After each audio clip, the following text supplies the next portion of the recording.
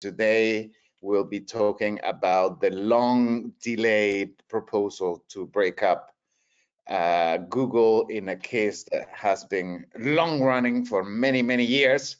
And with us today is Damien Geradin, someone that I'm sure many on this call know very well, and a force behind this case, Google Adtech, and one of a very fascinating case.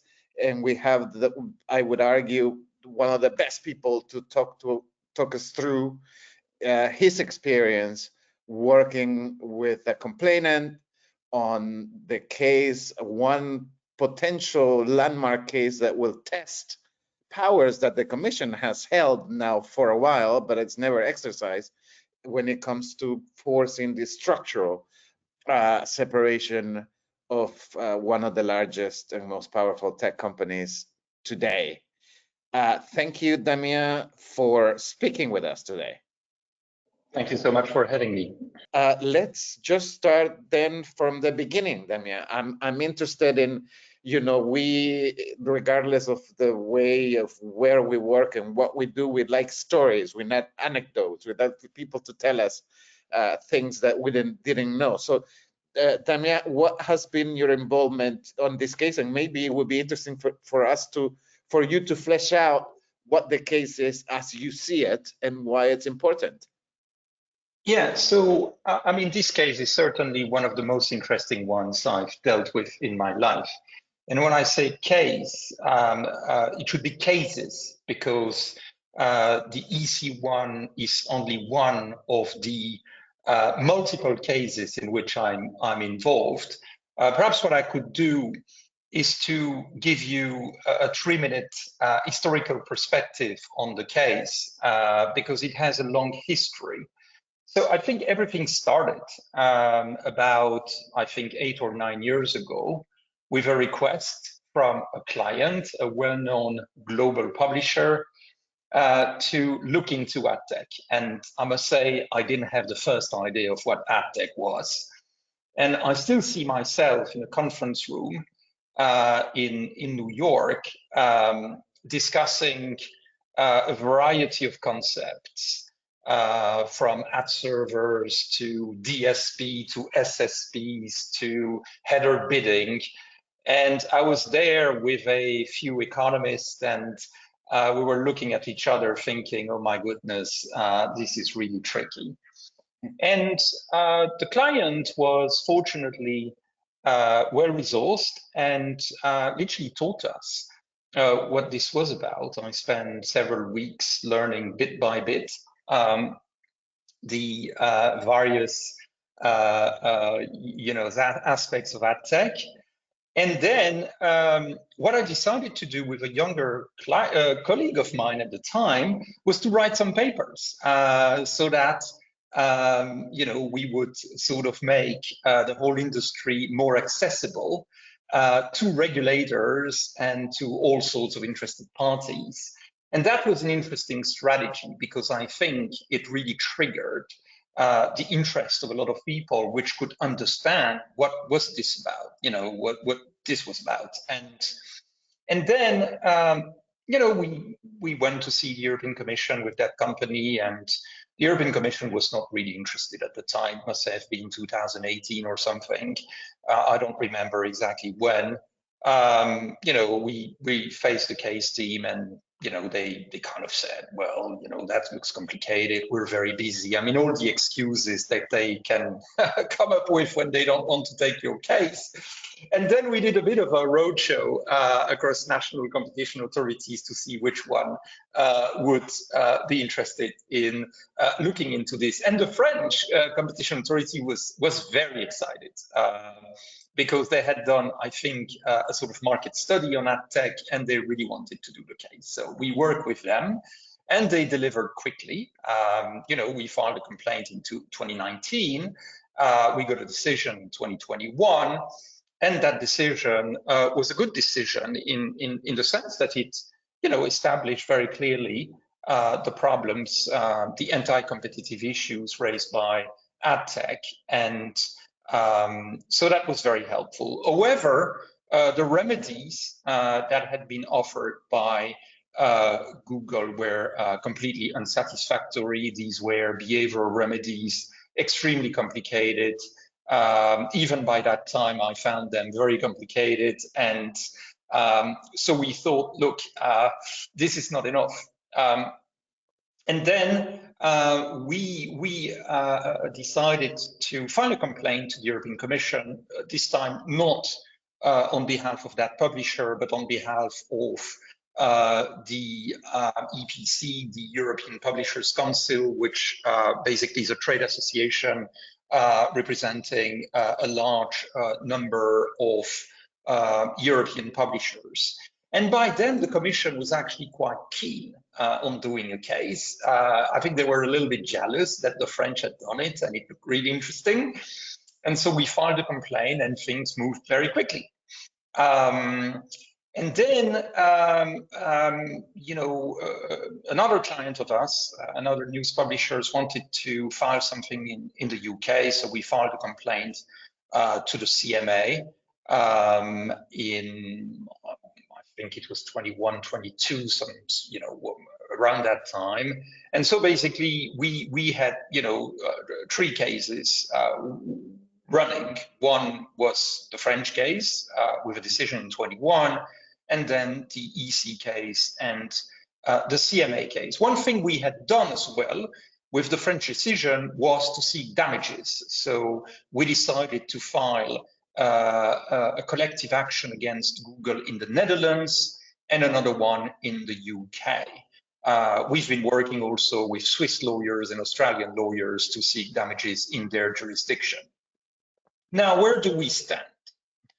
So the European Commission sent an SO to Google in June 2023. We were very excited at the time because we thought, oh, wow, that's great. It was fast.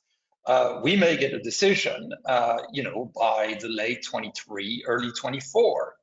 Unfortunately, it did not happen. And I think I will give you a few tips as to why it didn't happen. The CMA decided to adopt an SO in September 2024, so a bit more than a year later. And since then, things have stalled, both at the CMA and at the European Commission. Why? Well, in the beginning, we were not quite sure why, and to some extent, we still don't really know.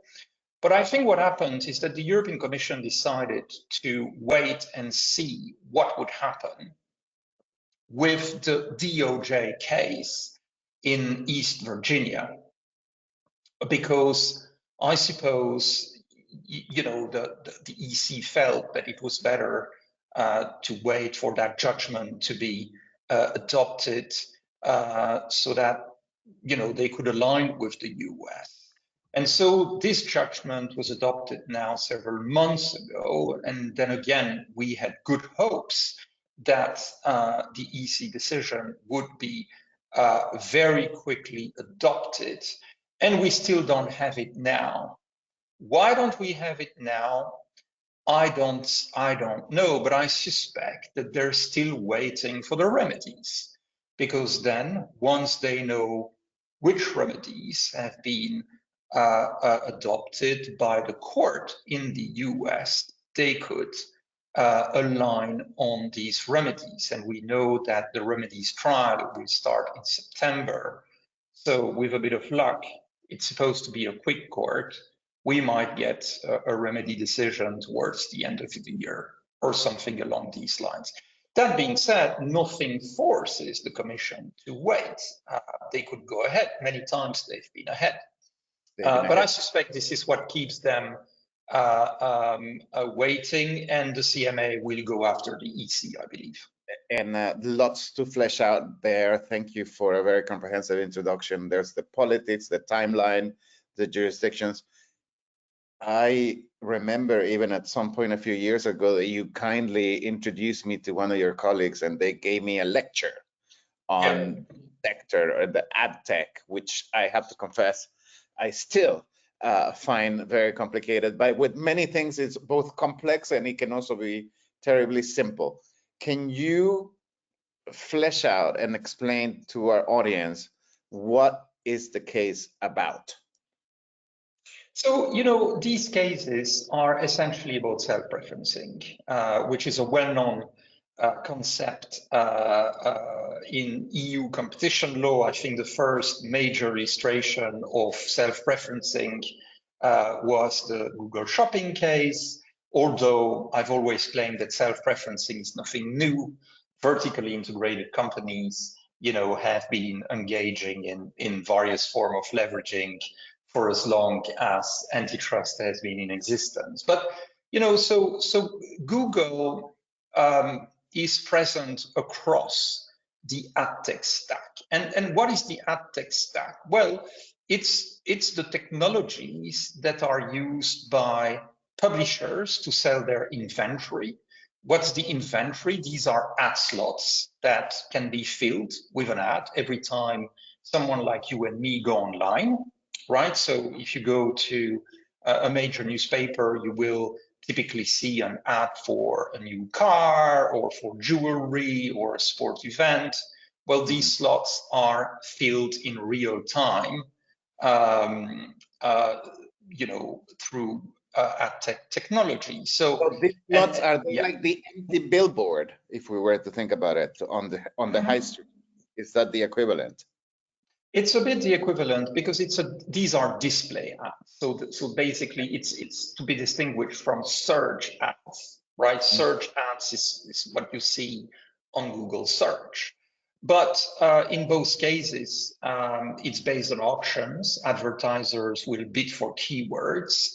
And when an ad slot is available and the advertiser realizes that you or me may be interested in luxury cars, on jewelry, or travel, or books, they will serve an ad. And there are a variety of tools to do that. If I focus on the main ones, there is an ad server for publishers that will serve the ads.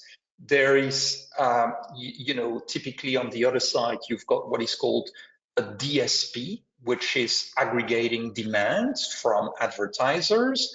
And in the middle, you have SSPs, which are like exchanges. The particularity of the industry is that Google has been able to be present all across the stack. So if you talk about it with people involved in finance, they're very surprised because it's as if you could own the stock market and be present on the buy side and the sell side, which of course raises very serious conflicts issues. And I think this is this sort of vertical integration that is triggered various forms of self-preferencing, which have given rise to these cases. So is Google benefiting commercially both on the trading of the selling of the ad, the buying of the ad, and everything in between, basically? Yes, I think it places them in a very in a sort of very comfortable position, which, I mean, of course, people may disagree on this, but our view, which is largely supported by regulators so far, and the US judgment, is that indeed Google has benefited from that vertical integration and the various forms of self-preferencing to the detriment of rivals. Is this market really big, or is it relatively small in the greater scheme of, let's say, compared to search or, emerging AI? How big? It's huge. I mean, you're talking about many billions. It's smaller than search, but it's still very, very large. So when you look at damages, for example, they're in the billions because the volume of commerce is enormous. Mm-hmm. And we're going to move to the European side of things, but just remind us quickly, because the US now seems to be ahead, even though the EU was before ahead. What is the judgment? What has the US said so far? What's the... Well, I think the US judge. So the US judgment is helpful in many ways. First of all, US judgments are always quite detailed. They nicely explain the technologies, the various relevant facts. They're also peppered with quotes from, Google documents. But then the sort of theory of harm is based on tying, which is that Google has tied, some of its tools. Why is it tying and not self-referencing? It is because self-referencing is not, recognized in US antitrust law, or not as far as I know, whereas tying is a very well, known theory of harm. And so a lot of US cases involving vertical integration will be turned into tying cases. So yeah, it's basically the theory of harm. Mm-hmm. You were talking about the willingness or the desire from the UK and the EU to act. I would imagine that, and you alluded to the fact that they may be waiting for the US to go first. We did actually, in fact, report. We have sources telling us that that's actually the case. I've never seen, there were some protests outside the DG Comp, the competition unit in Brussels recently, with people with placards and signatures forcing the Commission to act and move. Why do you think that is? What does that say about this case? Well, I mean, I think that it's an important case for several reasons, and it's a case that has drawn the attention of NGOs and civil society generally. And I think there are probably three reasons for that. I mean, one is that a number of people are getting increasingly frustrated with big tech companies, and that's the case of Google, but also Apple is in the eye of the cyclone at the moment. Secondly, I think it harmed publishers, and publishers are very important for society. Their business model has been disrupted by digital platforms, so most of them are doing badly. I think the big newspapers that you and I know, used to be at the Financial Times, I think they're doing reasonably well because they have a brand and they will always find companies and people to buy a subscription. What has largely disappeared are mid-sized and smaller papers. They've been wiped out. It's even worse in the United States, where many of them, went bust or have been sort of bought by private equity and then dismantled. So that's the second aspect. Publishing is an important industry.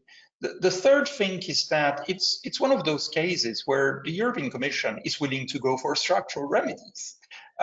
It's not common, right? And early on, if you look at the SO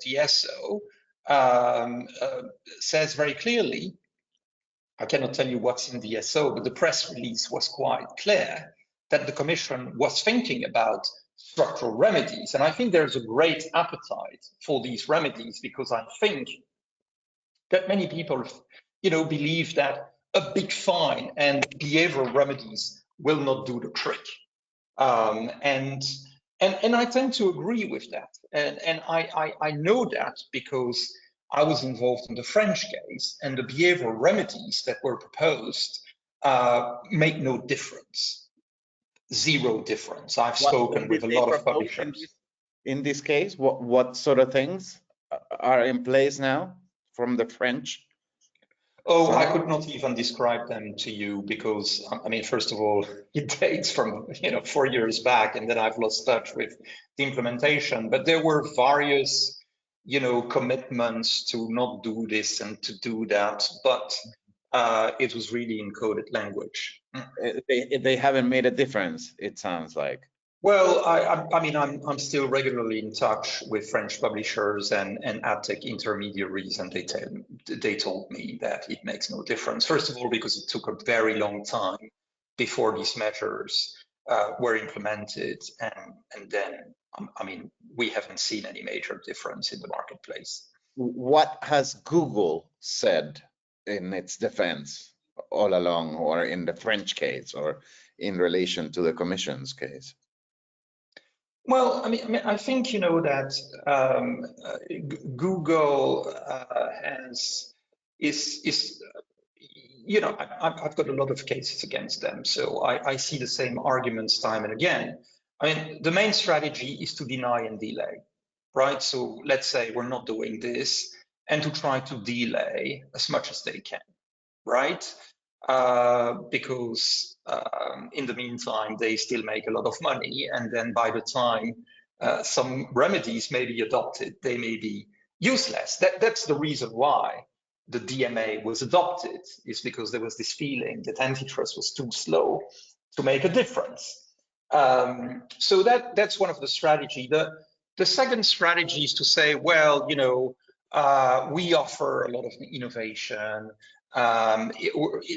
We offer great tools. Publishers are better off, and Adtech intermediaries, the rivals, they cannot compete because they do not innovate as much as we do, and so on and so forth, right? And then, of course, if you're an antitrust authority, you have to take that into account, and there will be fights over each and every aspect. Market definition, dominance, theory of harm, effects, objective justification. So, you know, these are tricky cases. And it sounds that, to the point of the structural remedies, that this being tricky plus the due process, by the time all of this gets resolved in a very unsatisfactory way, and according to the people that you talk to, it's too little, too late, and you know it doesn't really make any difference. Therefore, breakup is the preferred outcome. I think breakup. Look, I think you have to be careful about the sort of remedies you're willing to adopt. But in this case, if the fundamental problem is one of vertical integration, self-referencing, it seems that forcing Google to divest some of the tools is the way to go. I'm not suggesting it's easy. I'm not suggesting it can be done overnight, but it seems to be one of these cases where it makes sense. You know, and if you go back even longer, my sort of first encounter with Google started in 2008 with the Google DoubleClick merger. At the time, I was representing Verizon as a complainant because Verizon was very concerned about what was going on. And we tried to convince the Commission that, you know, once Google would have acquired DoubleClick, they would engage in the sort of things they've done. At the time, nobody believed us. I think we were a little bit ahead of time in a complicated industry where I think the Commission was quite naive. So in a way, and if you look at the DOJ has been looking at, I think part of the effort is to return to the situation prior to that merger. Okay, very good. And in terms of the EU's willingness to do something, as you say, time has passed and regulators are more open to this idea of acting. You talked about the fact that the Commission, there's nothing stopping the Commission from moving. We have not only the suspicion, but we know that they're waiting to see whether what the US is going to do. So is this now become something very technical to now something highly political? And of course, we have the overlay in the background, very present, not even that in the background, of the trade negotiations. You know, this is sort of has a sort of layer over any discussion that essentially penalties against American tech companies. Yeah. I mean, my theory is that, my view is that the decision could have been adopted 18 months ago, basically. It was ready. And I must say that the European Commission had done a lot of work. And the statement of objection was very impressive. I must say, very impressive. I was impressed by the work done by the case team. Kudos to them. And then there was a bit of a discussion about remedies at the time. I cannot speak publicly about these remedies because they were only available to a very small subset of people. But the existence of remedies has been reported in the press, right? And then Google offered something that the publishers were not happy with, and then things froze at that point, because I think it became clear that the US case would move quite fast, and it was probably better to wait. So is it really a political thing? Is the fact that Trump is extremely volatile? Is it the fact that the EC is negotiating a trade deal with the EU, or is it simply common sense that it's maybe better to wait and see what happens in the US to align with them?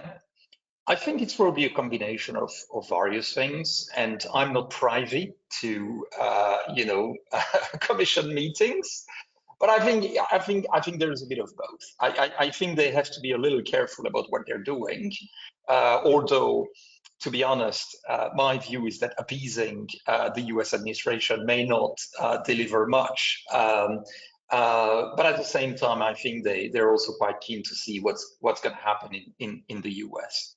Now, it's a bit of a dangerous strategy in itself, because if the outcome is underwhelming in the US, then you have to go beyond, and then it becomes even more difficult. So I understand the strategy, but the Commission at the same time might put itself in a difficult position.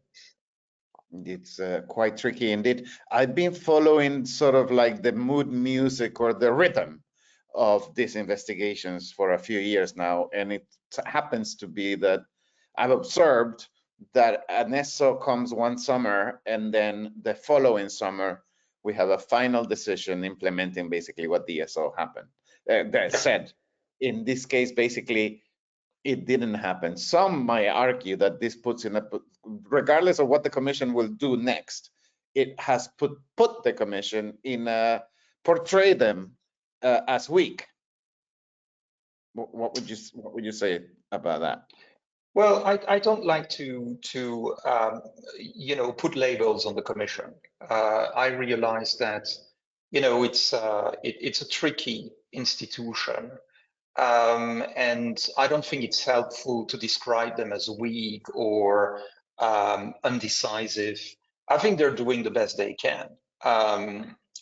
Now, I also believe that having a competition authority that is located within a political institution is not a good idea. I've been saying that for a long time. I believe in an independent regulator than some other regulator that is based within a political institution as the European Commission. And now you see the reasons why, right?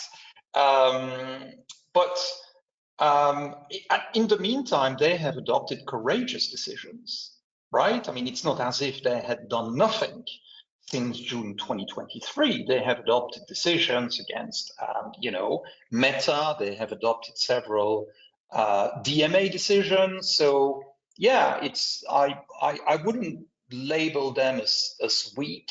I'm of course impatient and somewhat disappointed, right? If there's one person that should be impatient, it's me, because it's been ongoing for a long time. But at the same time, I always tell clients that you have to put things in perspective. I think 7 or 8 years ago, big tech companies were extremely popular. They had managed to fool governments and regulators.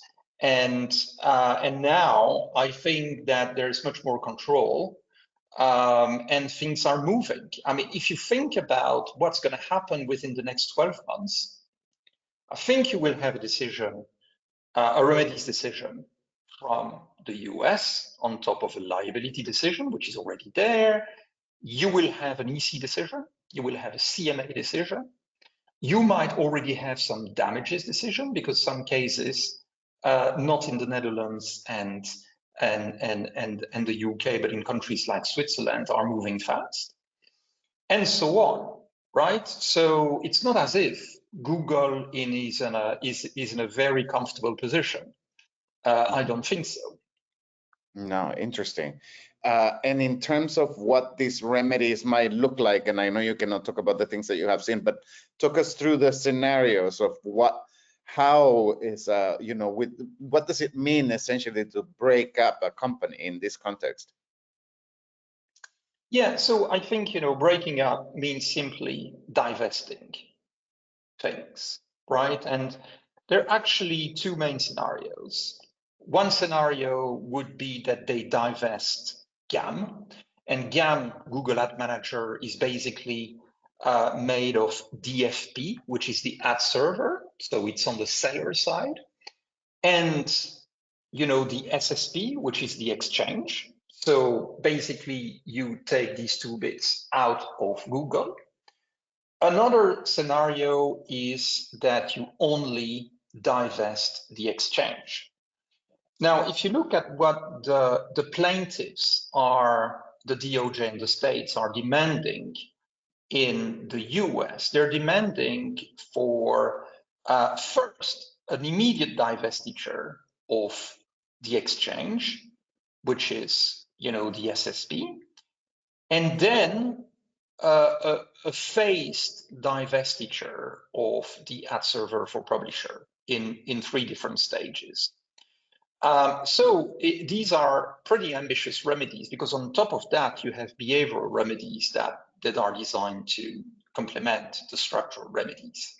I think in the EC case, the options are the same, right? I mean, you have to cut somewhere, and I think Google is clearly resisting a divestment of DFP, which is curious because they're not making any money with DFP, or the money is in the SSP they are willing to, I would say not willing, but they're more willing, I believe, to divest. But I think it's simply because DFP is really the tool that gives them a lot of control, because this is where, that's basically, the sort of where decisions are taken. So, yeah, I think, what is presented to the court in the US, the options that are presented are also the options that are on the table of the European Commission. One thing that I don't understand, if structural remedies is essentially forcing a company to sell parts of its operation. Yes. This is what regulators have done for decades in merger control. They routinely ask companies to sell bits of their operations if they want to get a deal through. Why is this so politically, a hot potato, and why so complex, and why does it take so long? Yeah, it's a good question. I mean, I suppose that in the case of mergers, the parties are more willing to do certain things because they need to get the deal through, right? So, when two companies merge, I mean, unless there's no competition problem, I think there's a realization from the start that bits and pieces will have to be sold, right? And so I think it's a smoother process because, the time frame is quick. And the parties know that if they want to get the deal through, there will be some sacrifices. Now, when the sacrifices are very large, they will fight. And sometimes they will just pull the merger because it's not worth it anymore. right? We see that all the time. I think in the context of an abuse of dominance case, you've got a party that is just fighting from the start, right? I mean, they will, unless they decide to go for commitments. And if they go for commitments, then it's a more proactive process. And the companies may be willing to be a little bit more forthcoming in terms of offering solutions, including potentially divestiture. But it's true that it's a remedy that's not being used that much. Also, we should say that it's not in all cases that it would make sense. I mean, if you have a case of rebates or predatory pricing or exclusive dealing, I don't see how a structural remedy would be appropriate. It's more in cases of self-referencing, vertical integration, these sort of things that it may make sense. And these cases, you don't see them every day. So that's also one of the reasons why it's not so common. Very interesting. And my understanding is that it's never been done in an antitrust case, potentially in the EU. Maybe the US has done it in other industries. I mean, they invented. Yeah. I mean, I'm always fearful to say never, because then there's always someone smarter that says, yeah, well, there was this case. But let's say that it's not very common at all. Whereas the US, if we put things into perspective, structural remedies have been applied in this context, no, to industries from the beginning. Telecoms, for example, yes, absolutely, yeah.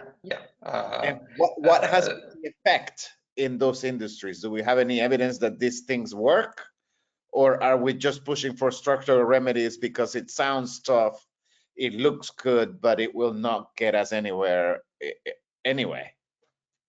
Well, I think it's very difficult to say things at a high level of generality, right? I mean, it has to be carefully thought through. So whether it works or not essentially depends on the way they're framed, right? I mean, first of all, you need to identify what should be sold, whether there will be a buyer, whether additional behavioral remedies are needed. But in theory, there's no reason why this wouldn't work. And in the US, it has happened.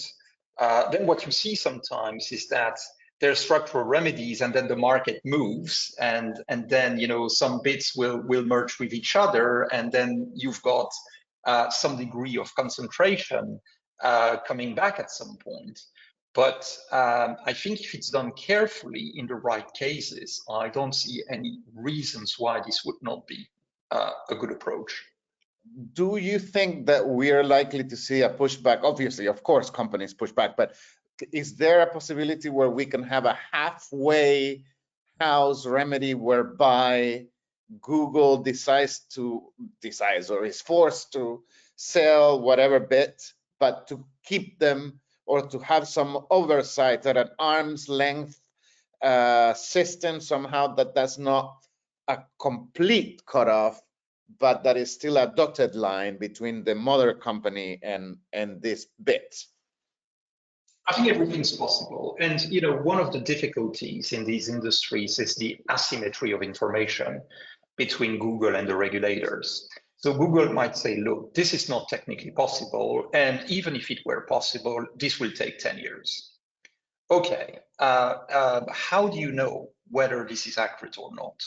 Right? I mean, very often you will assume, okay, well, 10 years, that looks a bit crazy, right? I mean, these are the kind of companies that can do things quickly when it's in their advantage. So it's probably not correct, right?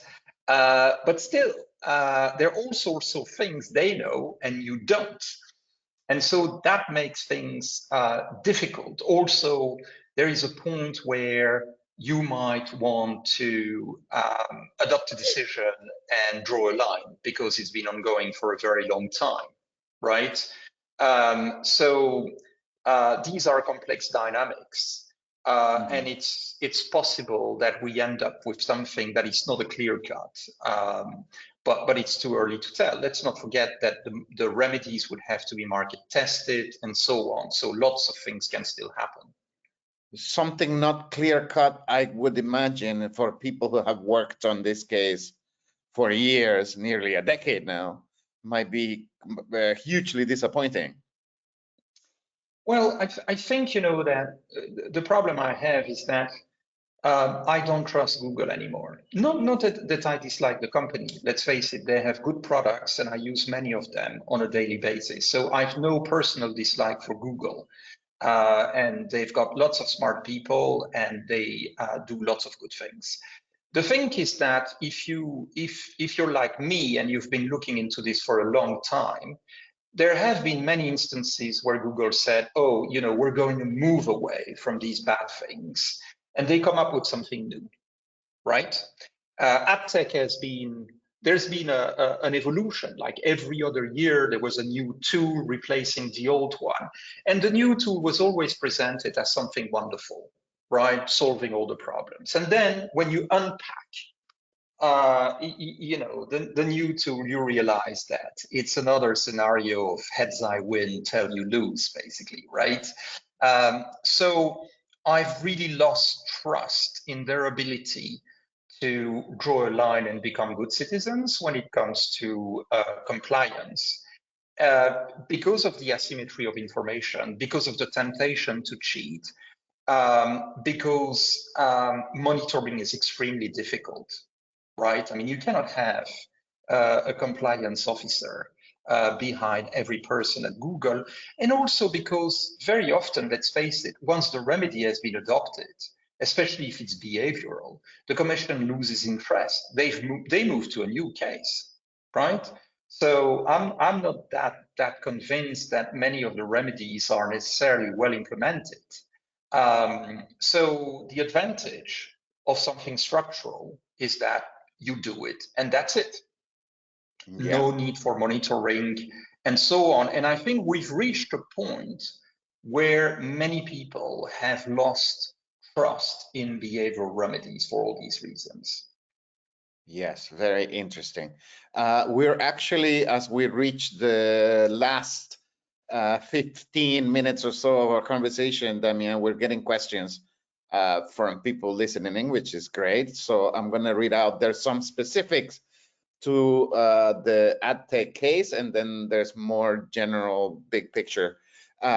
One question says, it took quite a long time to recognize self-preferencing in Google Shopping.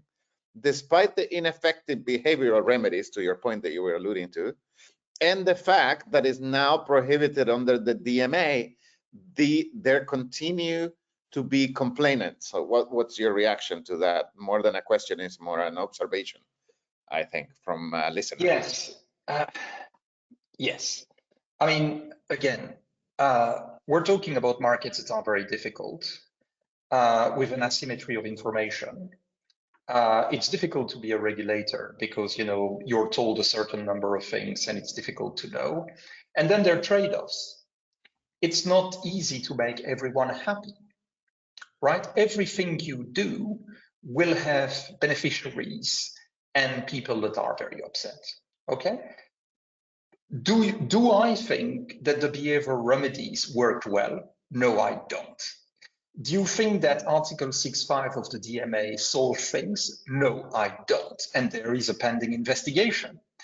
So we also live in a world where these companies have endless resources and do not fear fines. Not so long ago, I remember, you know, like 15 years ago, when a client or company was facing a 500 million euro fine, you know, I mean, people were sacked. It was spectacular. Now, for these companies, a couple of billion is nothing. Let's face it. I mean, you know, there is just so much money in the system, and basically keeping the infringement is extremely profitable.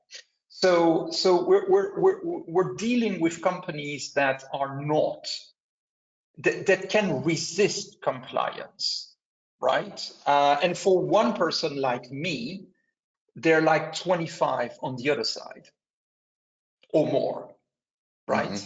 Mm-hmm. There are not that many people on my side. And that's what makes it exciting, actually. You know, I prefer to be on a different side and really challenge these companies and work with regulators. It's actually very exciting as a job, but at the same time, it's very difficult, right? So that explains the lack of compliance. Same, we could speak about Apple, the DMA.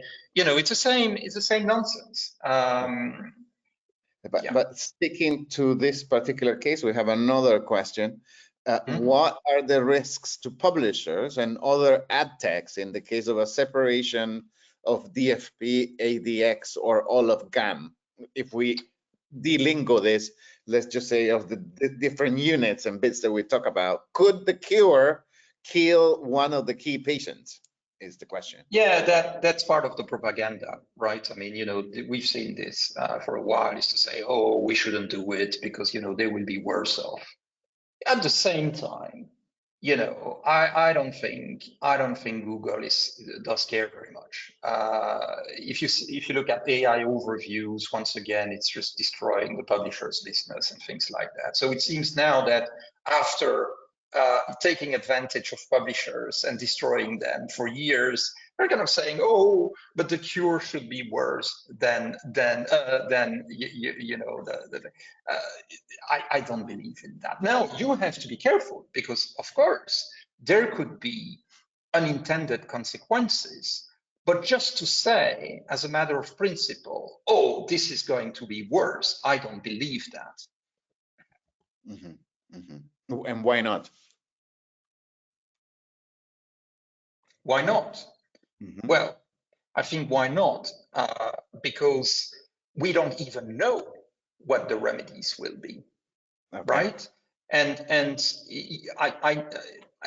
I know many publishers that are keen on structural remedies. They demanded that, in our complaint, which was filed by an organization having more than 30 members, we asked for structural remedies. So it's not as if publishers cannot sleep at night because of these remedies, because they demanded them. Excellent. Okay, so we, I think, have exhausted or done a lot specifically on Google Adtech, which is the objective of this conversation. But there are now a couple of follow-up questions to things that you said that I think are quite interesting. One, is it realistic to imagine a wholly independent regulator outside a political context, with noises about the DMA being potentially a bargaining chip in trade deals, which the EU denies, of course? Don't we see the opposite? I think this is a very interesting debate that you triggered. Yeah, I have a lot of wishes that will never be realized, okay? So it's not because I wish something that it's going to happen. Whether I believe there will be an independent antitrust regulator in my lifetime or before I retire, the answer is no. I don't think so. Do I think it might be better? The answer is yes, I think so. There are circumstances where independence is good. Or, you could have a system whereby the commission would instruct the case and go to court, which is the US system. And I think it would have virtues. It would have many virtues because, look, what could have happened in June 2023 is that, in the US system, basically the commission would have had to go to court. And these considerations about the trade deal and things like that would have been irrelevant. So whether another system might be better, potentially yes. Again, we would need to look at the details. Whether it will happen, the answer is no, it won't. Interesting. And DMA has been mentioned now a few times. DMA, Digital Markets Act, landmark piece of legislation. It's supposed to fix some of the long-standing issues around antitrust enforcement, too slow, too little, too late. What is your assessment on the DMA now, big picture, with regards to tackling some of these alleged, abuses of power from these companies? Where are we, and where are we heading? Right. So I think a lot of companies and institutions thought that by the time the DMA would be adopted, the battle was over. And I kept saying the opposite. You know, I told them, look, it's when it starts. So the DMA surprised me because when I saw the Commission proposal, I thought that, you know, the lobbying of big tech would weaken it, right? And it didn't happen. It was actually more stringent in the end that I was expecting. So you know, I think big tech did really poorly on the DMA in terms of trying to shape it. And I think it's because they were too negative, essentially. They were telling nonsense, like, you know, the world's going to collapse if you do this or that. Well, no, nobody believes that. Not serious. Now, when it comes to implementation, it's hard because they're legal processes, right? You cannot simply say as a regulator, you're guilty, and that's it. No, you have to go through the motions. And then you've got due process, and then they can appeal. And some of the provisions are not clear cut, unfortunately. They can be read in different ways. So it's a lot of hard work. Now, am I disappointed?